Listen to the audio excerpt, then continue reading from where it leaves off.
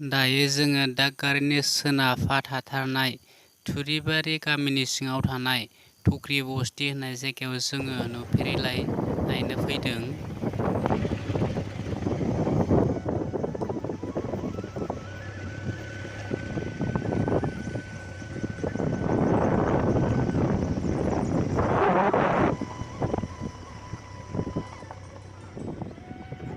सिना माबा लावथि होनाय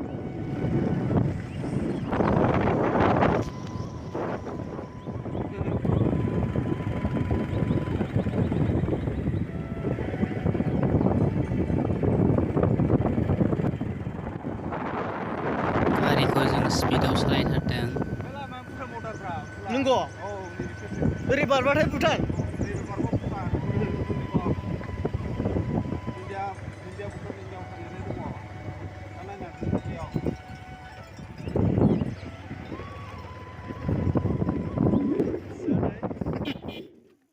नै बियो खुरखाजोबनायसो जानो हागौ बिराद बे साइस अखानि नुयोलै दैजों भिउखौ खुरखादों।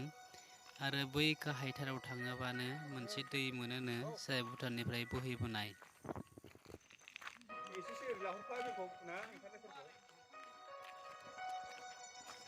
नै दाख्लै थांनाय दैज्लांजों दासिम जालायबाय दा बे अन्थाइआ। नों सेमोन फैबा बिदि अन्थाइ गैयामोन। बे खुरखालांबाय थायोब्रा बिजों ओमफ्राय मैदेरा बिजोंनो दावखोयो ओंखारो।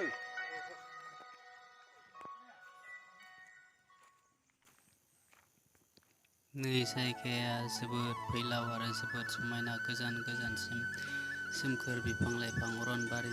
बे दैसाया भुटाननिफ्राय बोहैबोनाय बेयाव बक्साइड आरो केमिकेलजों मिक्स जानाय होननानै बुंदों। मानोना बेयाव भुटाननि जौ संनाय दैया बोहैबोयो। नै दायो जों न' फारसे बेक जाफिनबाय। जों बे जायगायाव बारा गोबाव थायाखिसै। जों दा न' फारसे फैफिनगासिनो दङ।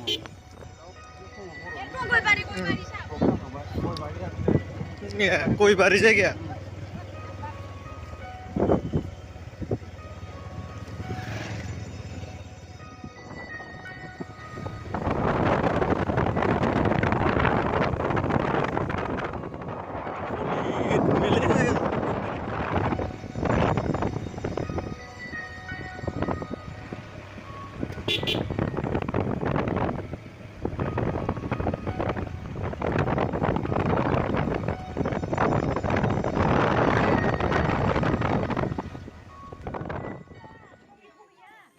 नै मा बुस्थु बेलाय आं खोनायोल'मोन दादगारियाव दै गैया आरो ज' पाइपजोंसो आजावलायो होननानै, नाथाय आं दिनै नुबाय।